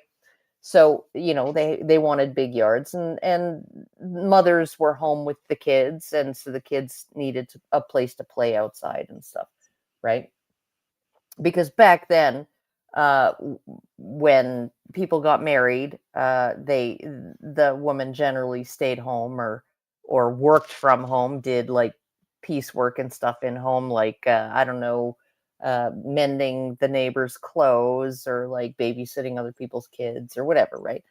And so anyway, we have this developer who's been operating in the neighborhood for about 20 years now, and he buys these the most dilapidated little bungalows, and he knocks them down, and he puts up, particularly on corner lots. If you're on a corner lot, you're like he wants to buy you out, and then he puts up duplexes and fourplexes, right? And these are energy efficient, permanent structures with foundations that they're usually 2 stories with a full basement and a full basement with legal egress windows, which means you could actually put another living quarters, another bedroom down there. And so 2 or 3 bedroom units, right? Low cost rental units that are just going up kind of sporadically in my neighborhood, right? And this is all private enterprise, nothing subsidized, right? And there's a ton of them. There's one that just went up for sale, just got completed. There's another one that's almost complete and will go up for sale probably before the end of the summer, right? 4-plex with a 4-car garage and and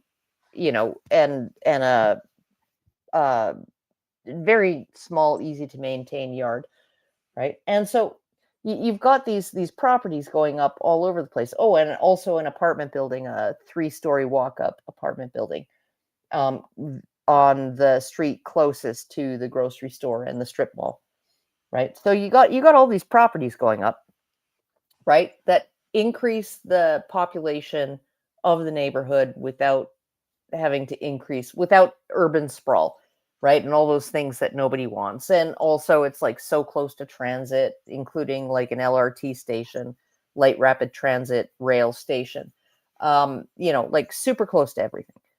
And so it's like that's just happening organically. And it's happening organically in Edmonton here because if he sees a house that he wants to buy, and he applies for permits, he goes online to the website and he fills out one master form, right? With what he wants to do, what are his he submits his plans, his blueprints for the building, right? And all of that stuff, blueprints for the lot usage, like where's the house going to sit, and and all of that, and you can often get your permits approved, all of them, within a day, within one day. Do you know how long it takes to be able to do something like that in Ontario Oh, or BC? More than a year. I wouldn't doubt it. More than a year. This is all the stuff that stops the economy. All of Yeah, this. and all of- Carney's just going to keep all of that. Yep. He's going to keep all of it. He's not going to make these provinces like actually do what's right and actually streamline their approval process. And it's not like our approval process is like lax or not, that we just let anybody build anything anywhere. No, there's a template. There's a template of what types of buildings are allowed to be built on what lots in what areas, right? And how the lot usage and layout should be, right? And all of that. And there's a whole bunch of pre-approved building plans, right? For different duplexes, triplexes, fourplexes, whatever, right? Or single detached homes, right? There's a whole bunch of kind of pre-approved plans that you can submit, and then it's just like a matter of going to one website and filling out one master form, because all of the approvals, all of the permits are consolidated in one permit, and the whole thing's automated. It's integrated and automated, and that's why Edmonton is not suffering from housing inflation the way all the other provinces are, right? Edmonton is like, our housing prices have not gone up very substantially compared to the rest of Canada. And it's because we're constantly replenishing our housing. And we're not doing it with government subsidies. We're doing it with a streamlined process that harnesses the economic power of the private sector. Yeah. And somebody says, Leanna Rabbit, do you people understand the concept of municipal responsibility? I'm going to tell you a story about the concept of municipal responsibility. I was part of a development project for my my senior year as an environmental designer in Fort McMurray.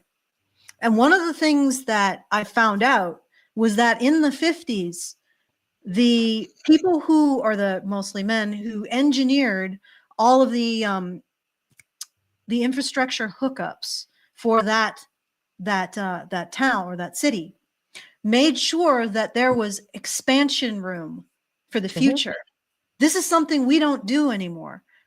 Instead of looking forward and building for a future, we build regulations that prevent that from happening. So don't talk to me about municipal responsibility. That's been lost. There's nobody today who thinks like they did in Fort McMurray in the 50s and thinking about their children and their grandchildren and them being able to have houses and making sure the infrastructure is already in place in the ground to do it. All right. So anyway, let's I think that we're pretty much Brian, come in from the dark and tell me, do we have any, because I have one last time code. I got a super chow from a while ago. Sure. Great Indoors gave us $5 and said, question regarding the Canadian election results, because I haven't looked into the specifics. Was there any significant difference in the way people voted in French-speaking regions compared to English-speaking ones? There always is. There always is. Nobody outside of Quebec can vote Bloc Québécois. All right, well, that was, as far as I know, that is it. Let me just double check. Although Bloc Québécois did lose seats this election. Yeah. And all of them appear to have, or most of them appear to have gone to the Liberals.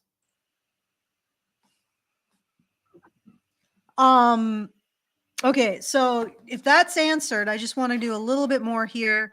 I'm not exactly sure why Leanna Rabbit says why aren't talking to city planners?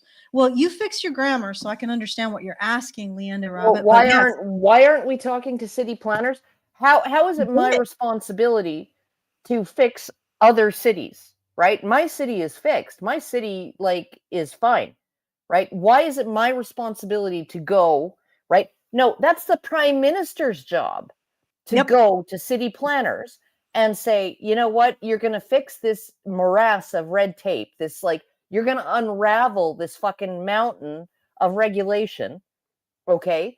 And you're going to make it easier for the private sector to build in your province, in your municipality. You're going to make it easier. And this is what Polyev said, right? And if you don't, okay, because there's going to be a quota, right? And if you have 10% growth in housing, right? We're gonna just basically go 10% across the board, 10% new homes, new home builds across the board, across Canada, right? And if you don't meet your quota because of provincial regulations or municipal regulations, you're not getting as much federal money in transfers, right? Okay. That's what he said. It's you reward good behavior and you punish bad behavior. And that's how you do it. And that's what you do when you're the boss, right? You don't say, well, how can I profit off of selling my tiny fucking homes that I own? But you know what? This is actually a good conversation. This is actually seeing these things in terms of Todd the plumber, not whatever the hell politics have become. You know what I mean? When we talk about the economy. Yeah, no, Todd the plumber is going to sell you a toilet from a company that gives him kickbacks, even though it's a shitty product that you can only use within certain parameters. Yeah, but my overall point is that this is better. Also, there was somebody who said, well, the 50s were bad for Aboriginals. What does that have to do with city planning? This and the specific thing that I spoke about city planning and projecting into the future and trying to accommodate future needs. Like, is that just an excuse to continue to live in the moment and not care about anybody but yourself? Okay, how about we just all go back to using bows and arrows and harpoons, okay? And we just live off the land. We'll eat pemmican. You know, we'll smoke some salmon, eat salmon berries and salal berries. And by the way, a hunter-gatherer society actually is far more resource intensive than the kind of advanced agriculture we're living in now. So we'd need another 7 Earths to sustain our population in a hunter-gatherer system. People don't know that. Like our practices are actually becoming more sustainable and less environmentally impactful as we go. You know, and if we just calmed our fucking tits and just continued to apply our knowledge and our understanding to improving everything, we'd be fine. Humans aspire toward efficiency. This is why all of these targets and stuff, that these artificially imposed targets, it's like, well, you know, okay, green hydrogen. That's something Carney's behind. Okay, he's heavily invested in green hydrogen production so that it can be shipped on diesel-fueled cargo ships to Europe, right, and burned there, right? And it has to be frozen to like minus 500 Celsius or something, minus 1200 Celsius, right, in order to be transported in liquid form. And then he's going to ship it across to Europe, burning diesel fuel the whole way. And then they're going to burn it there. And do you know the efficiency of green hydrogen? The hydrogen that's produced using windmills and solar rather than, say, a natural gas plant. You know the efficiency of that fuel at the end of the day? 20%. 20% efficiency. Okay. All right. Let's get to this final bit. All right. Well, actually, you know, one more thing from the special chat. Joss Cooper Gull, your pipeline goes through treaties. Okay, but you know, if we don't have maintain our sovereignty, economic power, military power, it doesn't matter. Okay, no. Russians come in. Do you think they're going to give a fuck about treaties? No, Allison. Yes. Most Indigenous people, right? When you actually put it to a vote, and it's happened multiple times, right? When it's put to a vote on these reserves, right? How many people support the pipeline versus how many people oppose the pipeline? Guess what the answer is? The 80% of people who are poor because they're not connected with the people who run the band, okay? They're poor, they're poorly housed, right? Because everything's collectively owned. So these are like little communist countries inside Canada, okay? Everything's collectively owned, and it all depends on who's running the band. And whoever's running the band, he gives money to his uncle, he gives housing to his niece, he gives, and then you get whatever dregs are left. You get the single wide trailer to house your freaking yourself and your 5 kids, right? Okay, and that's what you get. Oh, and plumbing. There's a pump in the yard. Okay, so this is what they're dealing with, and running a pipeline through a reservation, okay, means lucrative fucking transit fees. And jobs too. It means jobs and royalties. Royalties that go to enrich everybody on that reservation. I guess, unless their freaking band council just hoards it all. Okay, but jobs and money. It's jobs and money.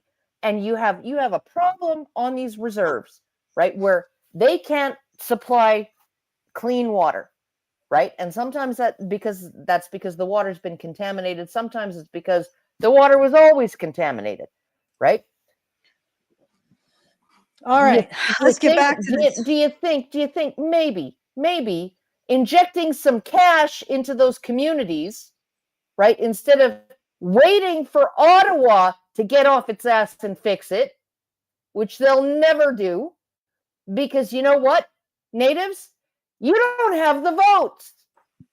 Yeah, that's true. It's always You're gonna not be you're not the white fucking liberal boomers in Ontario and Quebec. You don't have the votes to fucking change anything. Okay, all right. Let's finish this off. So this is the final bit of what all of you who voted for Carney got, and this is what was your one plank. This is what changed the election from conservative a win to a liberal win. Was Carney basically going elbows up to Trump? So did you get everything that you wanted? You know, buyer beware. Let's see. When you consider what Mr. Carney just said, that Canada is not for sale, does this make the discussion a little more difficult to start on? No, not at all. No, not at all. No, time will tell. It's only time. But I say never. I've had many things that were not doable, and they ended up being doable, and only doable in a very friendly way. But if it's to everybody's benefit, Canada loves us, and we love Canada.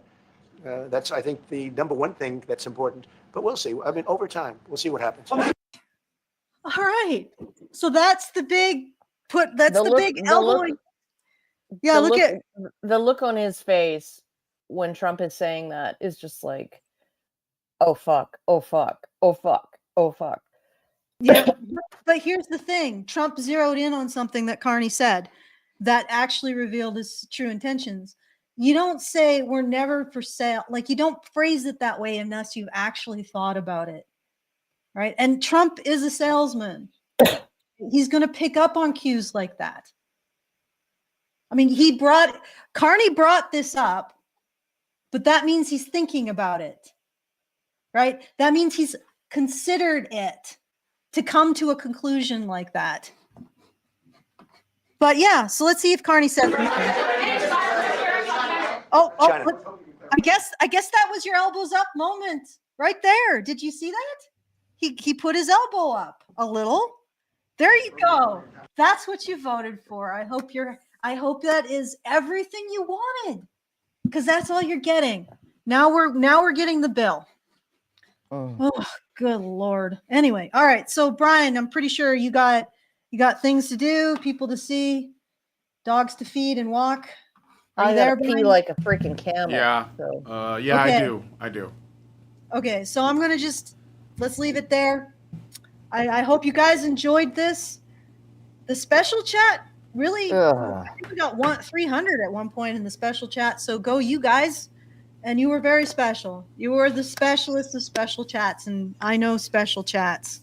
So have if you want to say anything to us, you want us to address anything after the show's over, if you're listening after we're done, do so at feedthebadger.com/justthetip. Continue the conversation. We will address whatever comments you send at the next reasonably similar show, which, we'll see. This is obviously content that some people really like. So once again, feedthebadger.com/justthetip to send us a tip and a message. And if you want to support the show for whatever reason, well, it would be great if you did. We'd appreciate it. Feedthebadger.com/support. I want to thank Karen for joining me. We didn't end up having as much disagreement as I thought, or any, maybe. I don't know. I don't think we disagreed on much. Yeah, no. Alberta, independence forever. Yeah, hopefully you'll take Saskatchewan with you. But yes.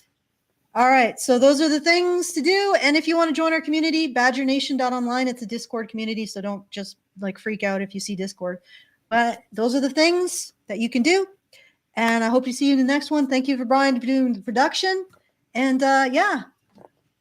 Oh, I have to do the other things. Like, share, hit the bell for notification, and comment and share again, because sharing is caring and it's really important. That's why I said it twice. See you guys. Men's rights activists are machines, dude. Okay? They are literal machines. They are talking point machines. They are impossible to fucking deal with, especially if you have a couple dudes who have good memory on top of that too. Holy shit, you're fucked.